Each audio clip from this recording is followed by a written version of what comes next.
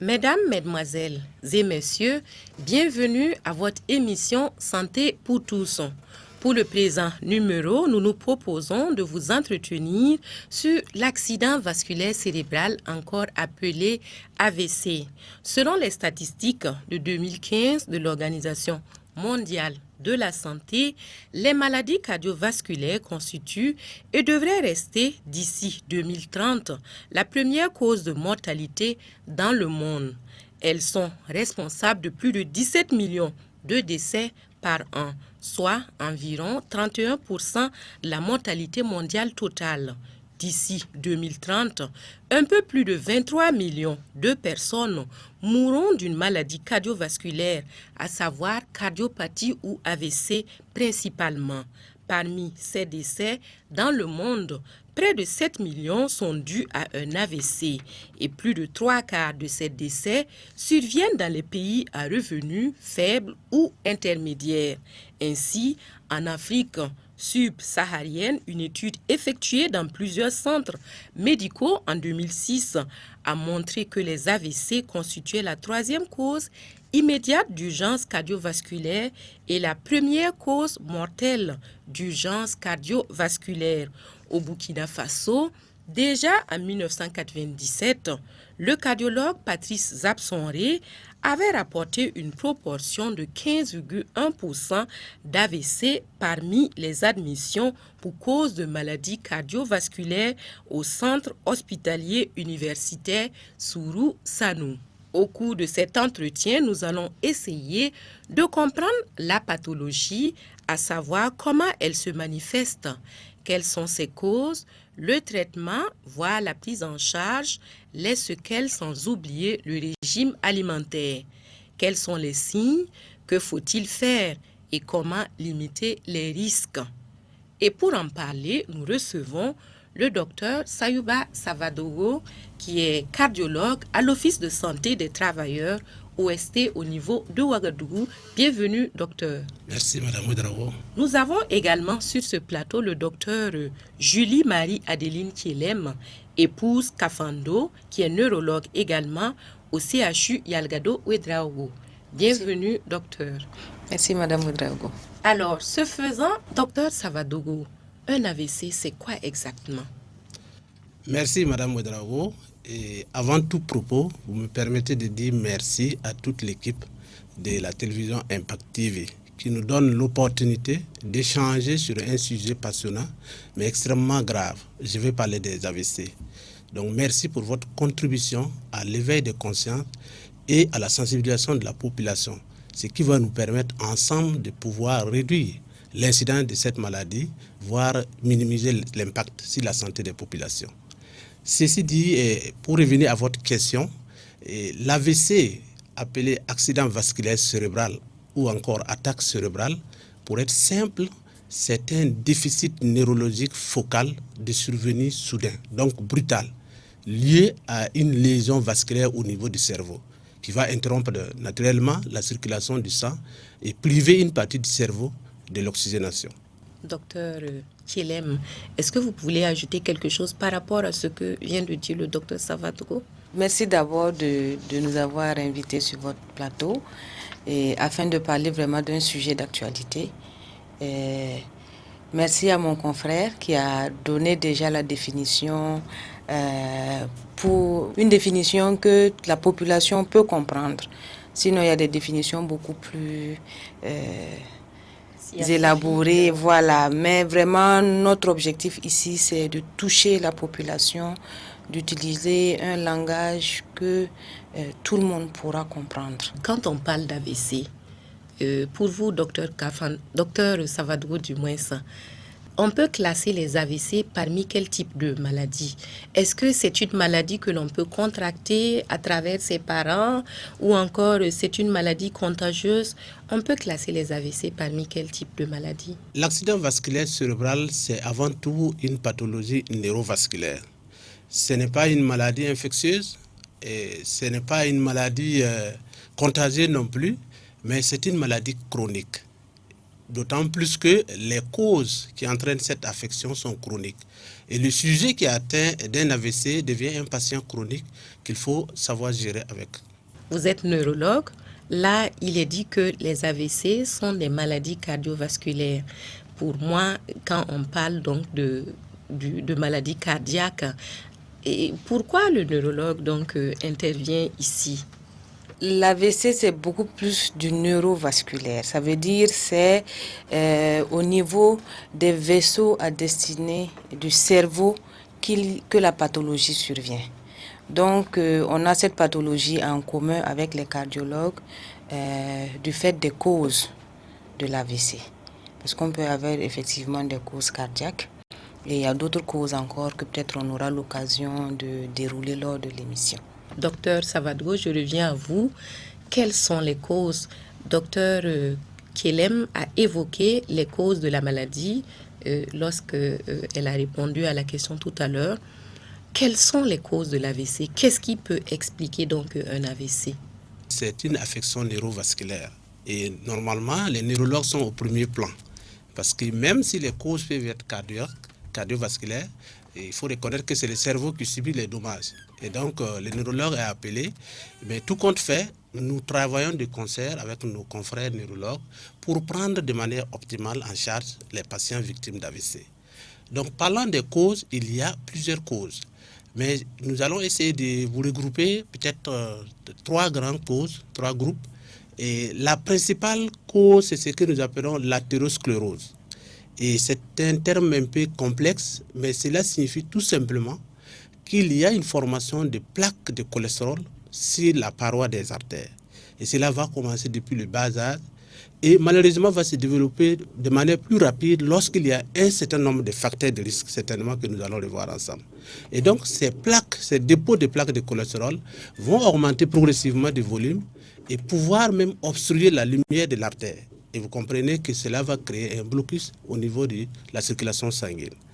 Donc, c'est à part cette cause qui est la principale cause, vous avez ce qu'on appelle les AVC d'origine cardiovasculaire, cardio-embolique. Cardio-embolique parce que tout simplement, il y a un certain nombre d'affections cardiovasculaires qui vont favoriser le développement des caillots de sang. Et ces caillots de sang pourraient être migrés, véhiculés au niveau des artères qui irriguent le cerveau et aller obstruer une artère cérébrale et être à l'origine donc de l'AVC. Voilà. Ça, c'est la plupart des AVC ischémiques parce que là aussi, il faut reconnaître qu'il n'y a pas seulement que la forme ischémique, il y a les formes hémorragiques et dont les causes sont différentes.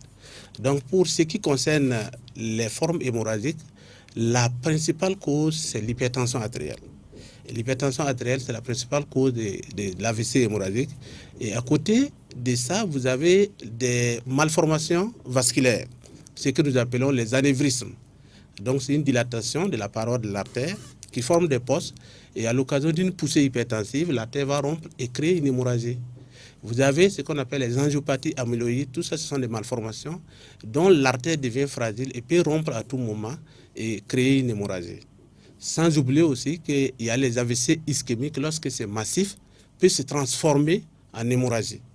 Donc, il faut distinguer les deux types d'AVC et les causes aussi sont un peu différentes. Docteur Kielem, parlant des causes, est-ce que les causes dépendent de l'individu, je veux dire, selon que l'on soit une femme, un homme, un enfant?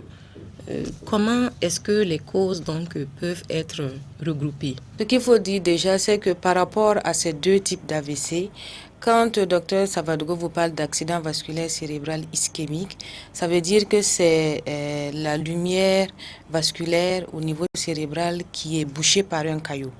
Donc ce caillot, il faut voir d'où il vient. Ça peut être l'artère en elle-même, ça peut être le cœur, ça peut être une anomalie du sang. Et l'autre forme d'AVC, c'est la forme hémorragique. Là, ça veut dire que c'est un vaisseau qui se rompt et le sang va passer à travers et se déposer sur le cerveau. Donc, en fonction de ces deux types d'AVC, bien sûr, on n'a pas les mêmes étiologies, on n'a pas les mêmes causes. Et il faut savoir que l'AVC peut toucher tout le monde. Même les enfants peuvent faire un AVC Les enfants feront par exemple des AVC quand ils sont drépanocytaires, quand ils ont des pathologies qui vont les prédisposer à faire des AVC. Voilà. Et les adultes ou les vieilles personnes qui les feront, c'est par rapport à un certain nombre de facteurs de risque vasculaires qu'ils auront accumulés avec l'âge. L'AVC, c'est à tout âge. C'est à tout âge. Et principalement au niveau du Burkina, docteur Savadogo, quels sont les cas que vous rencontrez fréquemment? Est-ce qu'il y a plus d'hommes qui font des AVC? Est-ce qu'il y a plus de femmes ou encore les enfants, les jeunes? Et qu'est-ce qui peut expliquer cela? D'abord, il faut dire que pour les deux formes d'AVC, la forme la plus fréquente, c'est la forme ischémique. Donc environ 80% sont des formes ischémiques et la forme hémorragique 20%. Et malheureusement, c'est une affection qui est fréquente. Aujourd'hui, normalement, les personnes âgées sont les plus touchées. On comprend pourquoi. Mais de plus en plus, on voit que des sujets relativement jeunes font des AVC. Et donc, comme ma consoeur l'a dit, même les enfants peuvent faire des AVC, d'autant plus qu'il y a des cardiopathies qui surviennent chez les enfants et qui peuvent favoriser la formation des caillots de sang. Donc, cela peut expliquer l'AVC à tout âge. Mais les personnes âgées, ça, il faut le répéter, sont les plus touchées au Burkina. Pourquoi principalement les personnes âgées? Oui, parce que là, déjà, vous avez que le phénomène de l'athérosclérose, le dépôt de cholestérol, que je disais tantôt, va débuter dès le bas âge, mais va beaucoup être important, surtout lorsque la personne atteint un certain âge, 60-70 ans. À côté de ça, il y a l'artère. L'âge fait que l'artère devient plus fragile. Et très souvent, ce sont des sujets qui accumulent d'autres facteurs de risque. Vous avez l'hypertension artérielle, l'excès de cholestérol, et vous avez le diabète. Et bien sûr, il y a l'obésité, l'inactivité, et tout ça, ce sont des facteurs qui vont potentialiser et favoriser, bien sûr, la survenue de l'AVC chez les personnes âgées. Vous avez parlé de la survenue de l'AVC. Quels sont les symptômes? Est-ce qu'il y a des signes avant que la maladie ne commence? C'est vrai que le docteur, au début, dans la définition, en parlant d'accident, il a évoqué le fait que ça soit soudain, donc brusque. Mais est-ce que, à part cela, il y a des signes qui peuvent annoncer que on est en train d'aller vers un AVC? Et en général, ces signes-là surviennent combien de temps avant, docteur Kilem? Par rapport aux signes annonciateurs, c'est ce que nous on appelle les accidents ischémiques transitoires. C'est surtout dans l'AVC ischémique qu'on peut avoir une certaine catégorie de patients qui peuvent avoir des signes annonciateurs. Ça peut être un membre qui fourmille soudainement, un membre qui ne fonctionne plus soudainement. Le malade veut lever le bras, il n'arrive plus à lever. Brutalement, il a une suspension du langage ou il n'arrive pas à former les mots correctement. Et c'est vraiment assez soudain. Et ça peut durer quelques minutes, voire jusqu'à moins de 24 heures. Et ça, c'est ce que nous on appelle des signes annonciateurs. En dehors de ça, lorsque l'accident vasculaire cérébral survient, c'est vraiment un tableau de déficit neurologique qui est brutal. C'est quelque chose, le malade peut vous dire, ça s'est passé à tel moment. Je voulais me lever et je suis tombée. Donc c'est un côté qui se paralyse, c'est une suspension du langage, c'est le visage qui se déforme. Voilà. Et on peut aussi avoir une vision qui est soudainement floue ou l'impression d'avoir un voile noir. Et puis c'est vraiment assez soudain. Donc c'est vraiment, comme on dit, un accident. C'est un événement soudain qui se passe et qui alerte. Donc il ne faut pas hésiter à consulter dès qu'on a ces signes d'alerte-là. Docteur Savadogo, pour la plupart de vos patients, quand ils arrivent, qu'est-ce qu'ils vous disent? Les signes, ils ont commencé à peu près quand? Je voulais insister sur ce que le docteur Kilem vient de dire. Et les signes annonciateurs, c'est ce qu'on appelle accident ischémique transitoire. Parce que là, c'est un appel à la population de comprendre ces signes. Parce que c'est comme elle l'a dit, c'est un signe d'alerte. Et c'est un AVC transitoire. Et il y a une récupération complète. Ça n'a pas duré et le patient récupère toutes ses fonctions. Cela veut dire que l'obstacle s'est désobstrué naturellement. Et ce sont des patients chanceux qu'il faut reconnaître et qu'ils doivent consulter parce que là, le risque de récidive est extrêmement élevé. Celui qui fait un AIT risque de faire un accident vraiment constitué. Et donc, si les gens ont l'information réelle, dès que ces signes sont là, de ne pas banaliser, de ne pas négliger, d'aller consulter le plus tôt, et le patient sera pris en charge et éviter la survenue de l'AVC. Et donc, pour revenir à la question, c'est dommage, mais les patients viennent tardivement, et parfois 48 heures, 72 heures. Ils ont négligé, soit ils ne comprennent pas ce que ça veut dire, ils ont tenté une médication traditionnelle, et quand ils viennent, c'est au moment où les cellules neurologiques sont mortes, entre guillemets. Et donc, c'est un stade tardif. Donc, le travail pour nous va consister maintenant à limiter les dégâts. Et sinon, la récupération devient presque quasi impossible. Donc, c'est un patient qui va vivre malheureusement avec des séquelles. C'est pourquoi il faut savoir connaître les signes d'alerte et consulter le plus tôt possible.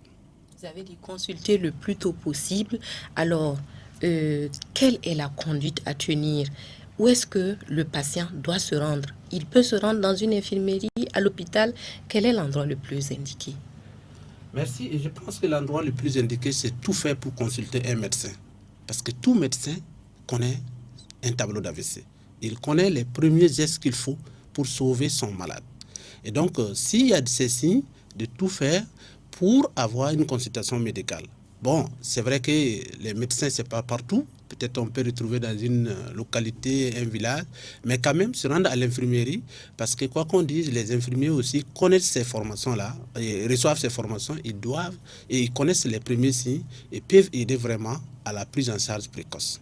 Mais en attendant de se rendre dans un centre de santé, qu'est-ce qui peut être fait à la maison pour, je veux dire, les accompagnants? Si on a un parent qui est à côté, quels peuvent être les premiers gestes? En la matière, il n'y a pas vraiment de premier geste. C'est dès qu'on constate qu'il y a un événement soudain inhabituel, une paralysie, un problème de langage qui est soudain, un trouble visuel soudain, il faut tout de suite avoir le réflexe d'amener ce patient-là en consultation. Que ce soit le personnel médical, le personnel paramédical, tout le monde a reçu une formation pour la prise en charge en urgence. Et ça, même quand on reçoit le patient en périphérie, il y a un système de référence qui fait que le plus souvent les malades sont très vite orientés vers les structures qui peuvent les prendre en charge. Donc le réflexe, c'est vraiment de consulter au plus tôt. C'est le message qu'on voudrait aussi donner pour que vraiment les malades nous arrivent pas tardivement mais assez tôt. Il y a certains cas de figure où bien sûr le malade c'est en voulant se lever, il tombe, il se blesse. Bon, ça c'est au cas par cas que ça va se gérer. C'est vraiment sécuriser le malade et transporter souvent les malades dans de bonnes conditions aussi. On voit des patients qu'on met à moto, d'autres se brûlent à travers les pots d'échappement. Donc, il nous arrive encore avec d'autres situations qu'il faut gérer. Donc, c'est vraiment assurer aussi un transport sécurisé des patients vers les structures médicales pour leur prise en charge. Alors, quand j'ai parlé des premiers soins, parce qu'on entend souvent des choses, il y en a qui disent... de prime abord, il faut tout de suite mettre un comprimé d'aspirine au niveau de la bouche. Qu'est-ce que le docteur peut dire par rapport à cela? Merci pour cette belle question. Et ça, je voudrais insister là-dessus. En matière d'AVC, ma conseillère va revenir là-dessus. C'est difficile de prendre en charge sans connaître la forme, le type d'AVC. Parce que l'AVC ischémique et l'AVC hémorragique ont des prises en charge complètement opposées. Donc, autant l'aspirine va aider énormément dans l'AVC ischémique, autant l'aspirine va aggraver le tableau dans l'AVC hémorragique. Alors que cliniquement, et même nous les spécialistes, c'est parfois difficile de dire quel tableau on est en face. Est-ce que c'est hémorragique? Est-ce que c'est ischémique? Sans recourir à l'imagerie cérébrale. Et donc, la prudence, il faut une consultation médicale, pouvoir réaliser un scanner cérébral qui nous donne le diagnostic. Et là, si c'est fait dans le temps, en ce moment, on sait les attitudes qu'il faut adopter. Alors, docteur Kilem, qu'en est-il de la prise en charge des AVC au niveau du Burkina Faso? La prise en charge des AVC au niveau du Burkina Faso, c'est surtout au service de neurologie que les malades sont pris en charge de façon spécialisée. Quand les malades nous arrivent et qu'on fait le diagnostic, en fonction du type d'AVC que nous avons, nous adaptons la prise en charge. Quand il s'agit par exemple des accidents vasculaires cérébraux hémorragiques liés par exemple à une hypertension artérielle, c'est des malades qui nous viennent avec des chiffres tensionnels qui sont élevés. Donc on fait baisser la tension et on sécurise le malade avec un certain nombre de mesures hygiéno-diététiques, de moyens médicamenteux pour vraiment assurer une bonne prise en charge aux malades. Quand il s'agit des accidents vasculaires cérébraux ischémiques aussi, l'attitude thérapeutique, elle est différente. Là déjà, il faut que le patient arrive dans les temps. Il y a ce qu'on appelle dans les temps, au mieux. On entend également dire qu'il faut arriver au plus tard 4 heures après. Est-ce que ça c'est vrai? Voilà, comme le disent les anglophones, brain is time. Ça veut dire qu'il faut arriver au plus tôt avant les 4 heures quand il s'agit de l'accident vasculaire cérébral ischémique pour que si les moyens de thrombolyse sont en place, qu'on puisse vraiment déboucher ce vaisseau qui est obstrué et pouvoir rétablir une fonction cérébrale, une vascularisation cérébrale afin de limiter l'étendue des lésions ischémiques. Voilà, donc c'est pour ça qu'on demande toujours aux malades de vraiment consulter tôt. Consulter à temps. Voilà. Alors, docteur, qu'est-ce que vous pouvez ajouter par rapport à la prise en charge? Est-ce que au niveau de nos centres de soins au Burkina Faso, vous avez tous les plateaux techniques à votre disposition pour prendre en charge un malade qui arrive et que tout de suite on sait que c'est un AVC? Effectivement, au niveau du Burkina Faso, les plateaux techniques n'est pas complètement au top pour une prise en charge optimale des AVC. Comme elle a si bien noté, il faut arriver très tôt, avant les 4 heures, surtout lorsque c'est un AVC ischémique. Parce que là, il faut pouvoir déboucher l'artère et cela fait appel à des produits que nous appelons les thrombolytiques. Voilà. Et ces produits ne sont pas disponibles pour le moment et sont très coûteux. Et cela doit se mener dans une unité neurovasculaire. Et je n'ai pas connaissance d'une unité neurovasculaire d'abord au Burkina. Peut-être que le docteur Kilem pourra m'éclairer. Et donc, c'est ce qui fait que c'est difficile. La prise en charge n'est pas optimale. Mais tout compte fait, si nous arrivons à porter le diagnostic très tôt, les moyens dont nous disposons, et je veux parler des anti-agrégants plaquettaires, permettent de réduire l'étendue des lésions.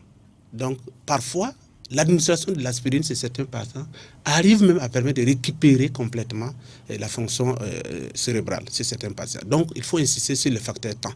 Voilà. Mais c'est quand même quelque chose sur lequel les autorités travaillent là-dessus pour que d'ici peu, nous puissions disposer d'une unité neurovasculaire qui va permettre, parce que c'est dans l'intérêt de tous, tout le monde peut être victime d'un AVC à tout temps. Donc, pour pouvoir améliorer les patients et éviter donc de graves complications. Parlant de complications, docteur Kilem, comment peut évoluer la maladie? L'accident vasculaire cérébral peut évoluer malheureusement vers des cas de décès lorsque certaines lésions sont vraiment étendues avec de gros dommages au niveau cérébral. Donc, il y a des cas malheureux de décès.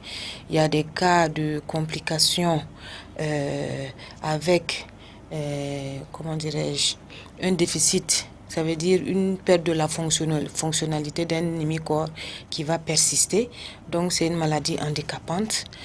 On peut avoir des complications aussi liées au fait que le malade reste couché, telles que les escarres, les plaies qu'on voit parce que le malade est resté couché. On peut avoir des complications de décubitus. Le malade ayant fait un AVC, il arrive que certains malades n'arrivent plus à déglutir normalement. Donc, c'est des malades qui sont à risque de faire des fausses routes. Donc voilà, c'est essentiellement les complications qu'on peut avoir. Bien sûr, une autre complication qui n'est pas négligeable, c'est la dépression. Imaginez une personne qui était autonome, qui pouvait tout faire du jour au lendemain, qui se retrouve avec un handicap moteur, une difficulté, qui n'arrive plus à s'exprimer. Voilà, donc c'est des patients aussi qui peuvent faire ce qu'on appelle la dépression post-AVC. Donc tout ça, ça fait partie des complications de l'AVC. Docteur Savadogo, quand vous recevez un malade qui a un AVC, combien de temps vous le gardez à l'hôpital pour le traitement? Est-ce qu'il y a un temps bien déterminé ou encore tout dépend du patient? Pour la prise en charge hospitalière, très souvent c'est à la phase aiguë. Quand c'est à la phase aiguë, nous essayons de mettre les patients en neurologie. Très souvent c'est en neurologie. Il nous arrive en cardiologie de garder ces patients lorsqu'on a les diagnostics, on sait que c'est en rapport avec un problème cardiaque, mais tout de même nous faisons appel à nos confrères de la neurologie pour appuyer la prise en charge. Bon, on essaie au mieux de ne pas garder les patients le plus longtemps possible. Pourquoi Donc, cela? parce que l'hôpital, c'est un milieu aussi où on peut souper des infections. Donc, on a dit tantôt que c'est des pathologies qui affectent très souvent les personnes âgées qui sont fragiles déjà. Donc, lorsque vous laissez le patient pendant un certain temps à l'hôpital et qu'il y a une complication nosocomiale qui se greffe, les escarres qui sont là, et tout ça, ça va compliquer son tableau. Et ce qui explique parfois les faux taux de mortalité dont elle parlait tantôt. Donc, en moyenne, 5 jours, très souvent, nous libérons les patients et le reste est suivi en ambulatoire. Et qu'en est-il de ce suivi donc dès que le malade quitte l'hôpital? Qu'est-ce qui est fait du côté donc du domicile? Comme Dr Kelem disait, c'est une pathologie handicapante. La personne victime d'AVC va perdre beaucoup au plan physique, mais au plan intellectuel. Et donc, c'est ce qui explique parfois la dépression.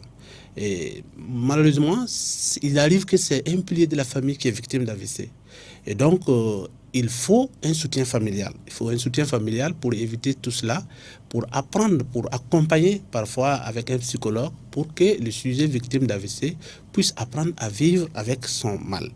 Et suivre bien sûr les rendez-vous avec les neurologues et les cardiologues si il y a une implication cardiologique.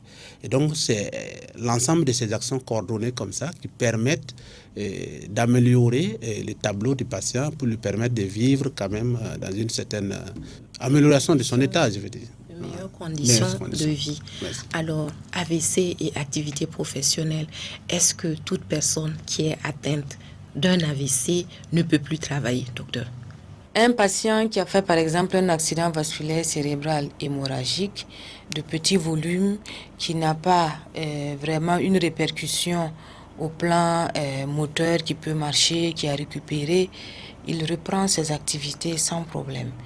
Les cas où on est amené parfois à demander soit un changement de poste ou demander par exemple mettre le malade au repos pendant longtemps, c'est les cas où il demeure un déficit moteur. Ça veut dire il y a un handicap qui est là, soit c'est l'hémicorps qui est toujours touché, soit c'est le langage.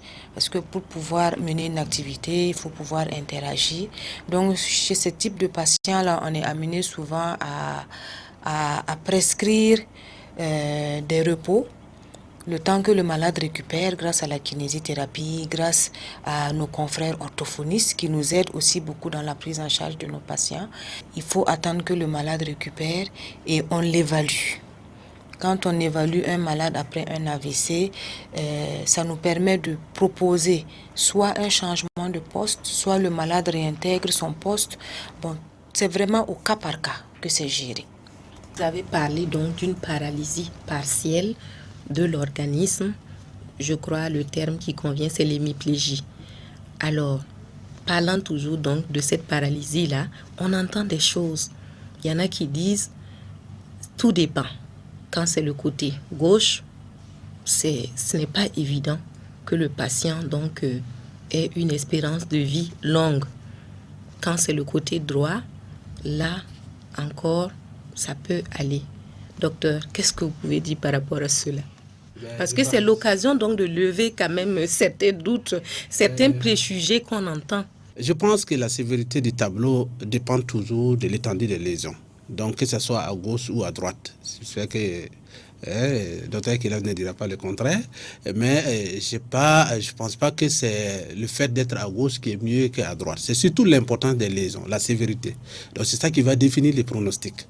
Et bien sûr, si la prise en charge aussi est précoce, comme je disais tantôt, la thrombolyse, qui n'est pas encore disponible, permet de sauver les patients. Docteur. Je vous remercie, Madame Ouedraogo. Alors, que ce soit le côté gauche ou le côté droit, s'il y a un handicap moteur qui est là, c'est toujours un surpoids pour le malade. C'est difficile. Dans la mesure du possible où on peut vraiment évaluer. Nous, on a ce qu'on appelle la cotation musculaire. Ça veut dire on évalue un peu la force musculaire du malade. Quand c'est un malade qui a un léger déficit, les chances de récupération aussi sont meilleures. Par exemple, quelqu'un qui vient et qui ne peut pas du tout bouger le membre. Là, ça demande une plus longue kiné et il y a des chances aussi dans les formes ischémiques en fonction de l'étendue de l'ischémie que le malade ne récupère pas totalement. Donc, bon, l'idée reçue que ce soit gauche ou droite, non. C'est pareil. Tout dépend de la rapidité de la prise en charge, tout dépend du type d'AVC, tout dépend de la sévérité de l'atteinte. Mais en aucun cas, on peut incriminer le côté gauche ou droit. Bon, c'est pareil. C'est pareil. Et qu'en est-il de l'espérance de vie? Pour des cas que vous avez peut-être déjà suivis, quelle est la moyenne de l'espérance de vie? Tout ce que je peux dire, c'est que ceux qui s'en sortent avec des séquelles ont la chance de vivre le plus longtemps possible, à condition que tous les facteurs qui ont contribué à sa maladie soient bien suivis et contrôlés. Cela veut dire qu'on est enclin à récidiver. Oui, à récidiver, parce que c'est le risque de récidive qui est là et qui est parfois fatal. Donc, il faut tout faire pour éviter les récidives. Et donc, contrôler une hypertension artérielle bien traitée, contrôler son diabète bien traité, contrôler une hypercholestérolémie, arrêter le tabac lorsque vous êtes fumeur, arrêter l'alcool, lutter contre le stress et vraiment faire la rééducation, la kiné et tout ça. Donc, je pense que c'est l'ensemble de ces mesures-là qui permettent d'améliorer l'espérance de vie. Et pour ce qui est de l'espérance de vie, je crois qu'il faut peut-être parler prévention. Qu'est-ce qu'il faut? Quels sont les comportements à adopter pour prévenir donc les risques de survenue d'AVC? Nous, on est là, c'est surtout pour la prévention. Parce que les malades qui nous arrivent déjà avec un AVC, c'est déjà lourd à gérer.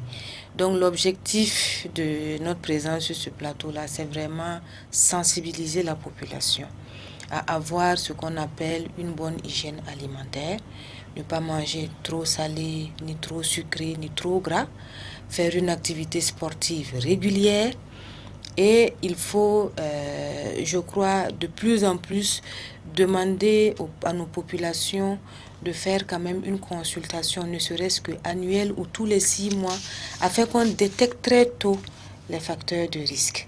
On peut avoir tout ça, mais avoir une histoire d'hypertension artérielle familiale.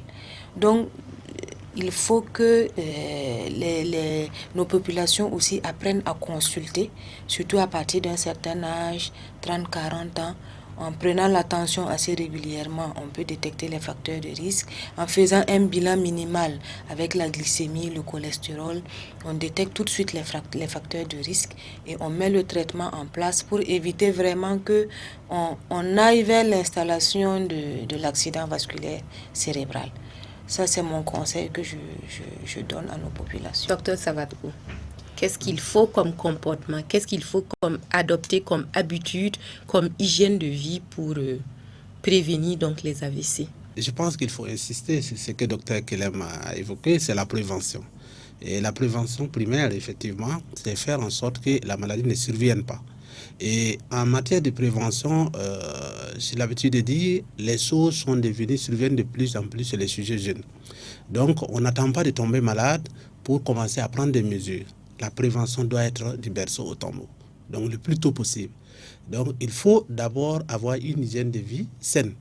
C'est-à-dire, c'est de manger, prendre une alimentation équilibrée. C'est quoi? Éviter trop de sucre, trop de gras, qui est source de cholestérol.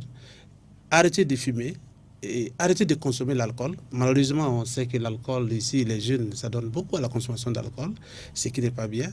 Et mener une activité physique régulière et favoriser une consommation des fruits et légumes qui apportent mieux à la santé cardiovasculaire que de consommer les viandes et autres.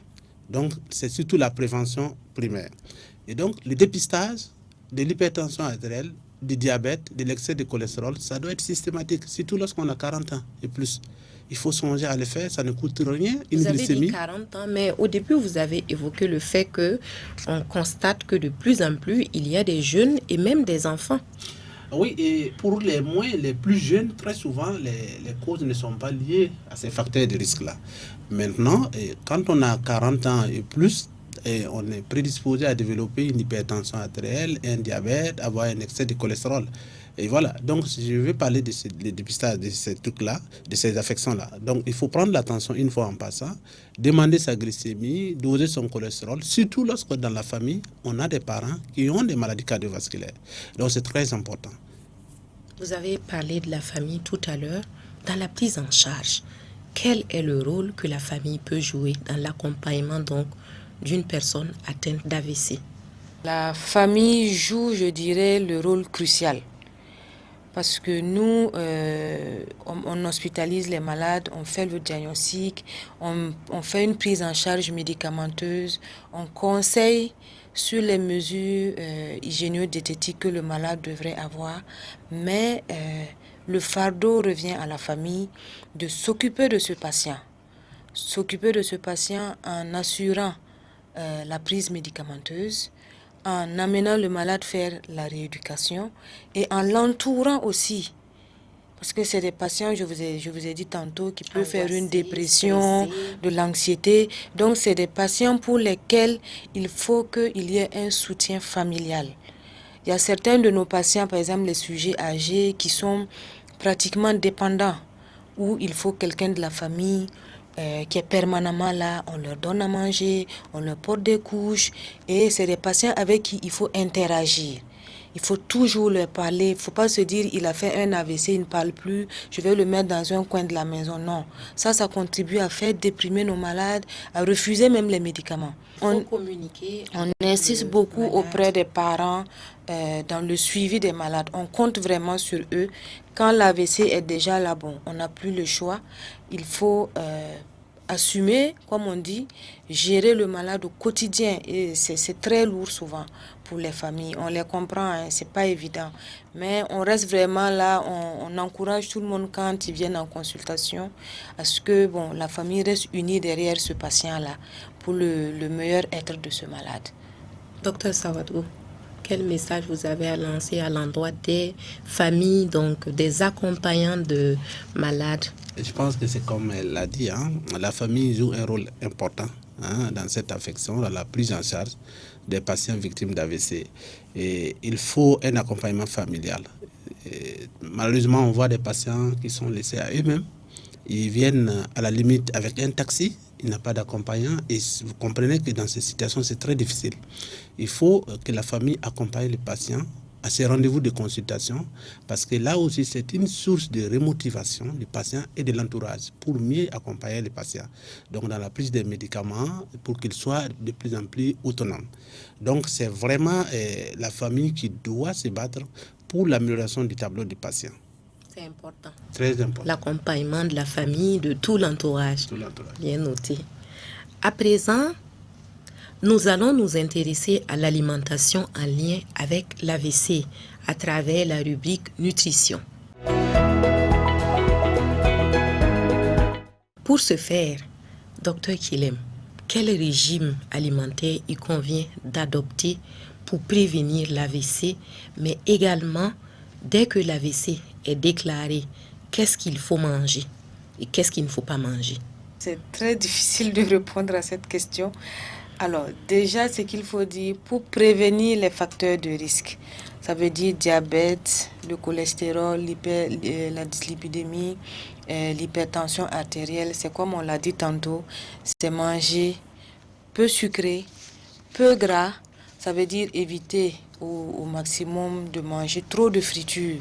En parlant de friture, on entend également dire que il faut privilégier les huiles végétales plutôt que les huiles non végétales. Vous savez, l'huile, une fois on met l'huile au feu, il se sature en mauvais cholestérol. Donc, c'est vrai, privilégier l'alimentation avec des huiles végétales quand il s'agit peut-être de faire des repas comme de la salade et autres. Mais en dehors de ça, dès qu'on chauffe de l'huile, il se sature en mauvais cholestérol. Donc, c'est vraiment avoir une bonne hygiène de vie et insister sur l'activité sportive. C'est important d'avoir une activité sportive régulière. Bon, moi-même qui vous parle, c'est pas sûr que j'arrive à le faire tout le temps. Et avoir une hygiène de vie, vraiment éviter le tabac, éviter l'alcool. Donc c'est ça qu'on peut donner comme conseil. Parce que dire aux gens ne mangez pas, je sais pas, on ne peut pas ne pas manger du riz, on ne peut pas ne pas mettre du sel, mais tout est à consommer avec modération et vraiment équilibrer le régime. Est-ce qu'il y a un régime spécial quand l'AVC est déclaré? On permet aux malades de manger tout ou encore il y a certains types de repas qu'il peut manger ou qu'il ne peut pas manger? Par exemple, quand un patient vient pour un accident vasculaire cérébral hémorragique lié à une élévation des chiffres tensionnels, quand c'est en hospitalisation, souvent on leur dit ne mettez plus de sel pour le moment dans les repas. Sans sel. Voilà. Et après, éventuellement, on peut ajouter des pincées de sel. Et bon, ce qu'on va dire, c'est toujours vraiment de ne pas aller dans les excès. Une fois que l'AVC est là, il ne faut pas dire au malade aussi tu ne manges plus de sel, tu ne manges plus de sucre. Non, l'organisme a besoin du sucre, il a besoin du sel, il a besoin de l'huile pour fonctionner. C'est ne pas aller dans les excès. Parce que quand on dit ça aux malades aussi, surtout les accompagnants, il y en a qui comprennent et qui privent le malade de tout. Donc on se retrouve avec des malades qui nous arrivent dénutris, déshydratés, surtout les malades qui font des AVC, qui ne peuvent plus s'exprimer. Il ne va pas dire qu'il veut boire de l'eau ou bien qu'il veut boire du jus. Et souvent, c'est des malades qui nous arrivent à long terme déshydratés, dénutris. Donc, on conseille de ne pas aller dans les excès, mais il ne faut pas les priver aussi. Au risque donc d'être dans les carences. Voilà, au risque d'être dans les carences. Donc, il faut trouver le juste milieu. Et en venant régulièrement aux consultations, nous aussi, on fait des bilans. On réévalue les malades au plan biologique. Quand la glycémie n'est toujours pas normale, on sait comment réadapter les choses. Quand il y a toujours du cholestérol, on sait comment réadapter l'alimentation. Donc, ça se fait vraiment au cas par cas. Docteur Savadou, qu'est-ce qu'un malade atteint donc d'AVC peut consommer ou ne doit pas consommer? Je pense que le volet nutrition est très important dans la prise en charge des patients victimes d'AVC. Et donc, nous conseillons de toute façon une consultation nutritionniste qui pourra adapter le régime par rapport au profil des patients. Parce que parfois c'est difficile. Il y a des patients qui, les médicaments utilisés, si je veux parler des AVK, nous obligent par exemple à faire restriction à certains aliments. Donc il y a tout ça qu'il faut tenir compte. Mais comme elle l'a si bien dit, il faut éviter d'être strict avec ces patients au risque de créer un tableau de dénutrition, de déshydratation, et d'ailleurs qui va plus emporter les malades que de laisser consommer certaines choses. Donc c'est de la modération dans ce qu'on fait. Et puis le nutritionniste pourra apporter vraiment le régime qu'il faut pour que les malades puissent se sentir mieux.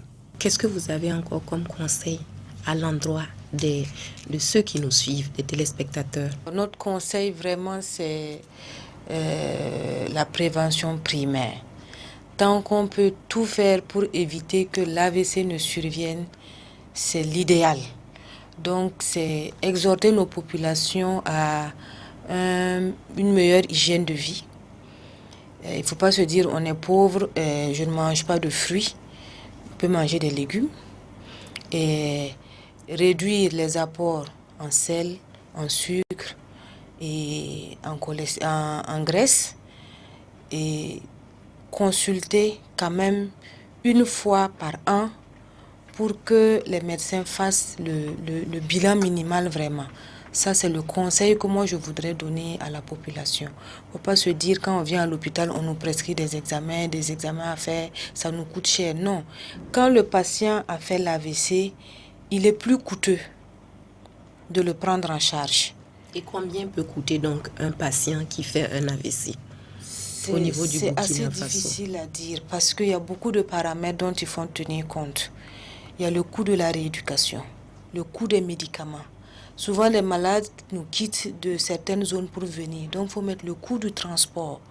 Donc, c'est pour vous dire qu'au cas par cas, le coût est élevé. Donc, c'est mieux, ça revient moins cher de maîtriser ce qu'on mange, avoir une bonne hygiène de vie et de consulter ne serait-ce qu'une à deux fois par an un médecin, un paramédical qui va prescrire le bilan minimum. Et là, on prévient les facteurs de risque que de laisser l'événement vasculaire s'installer. Ça, c'est mon conseil vraiment à l'endroit de notre population. Docteur Savadougou, pour la même question. Je vais bien insister sur la prévention. Vous dites que la prévention coûte moins cher et même efficace. Et donc, vaut mieux prévenir que guérir. Et donc, un appel à tous ceux qui nous écoutent et tous ceux qui nous regardent d'être des porte-messages. Donc, pour que ensemble nous puissions faire reculer l'incidence de cette affection en faisant quoi? En se faisant dépister. Donc, des facteurs de risque, comme on l'a dit tantôt, en adoptant une hygiène de vie, une alimentation saine, en menant une activité physique régulière. Et pour les patients aussi qui sont victimes, de se dire que ce n'est pas une fatalité, il faut accepter son mal et suivre le traitement qui est prescrit, les rendez-vous, et tout ira mieux pour éviter les récidives. Mesdames, Mesdemoiselles et Messieurs, nous sommes au terme du temps qui nous était imparti. Nous disons merci au docteur Sayouba Savadougou, merci docteur, Merci. et au docteur Julie Marie Adeline Kafando Nekelem pour ses précisions. Merci docteur. Merci pour toutes ces informations sur l'AVC qui, sans nul doute, a permis à nos téléspectateurs de mieux comprendre cette maladie et de prendre les précautions nécessaires pour l'éviter. Également, nous disons merci à toute l'équipe de réalisation de cette émission. Sur ce, mesdames, mesdemoiselles et messieurs, nous vous disons au revoir et à la prochaine pour un autre numéro de votre émission Santé pour tous.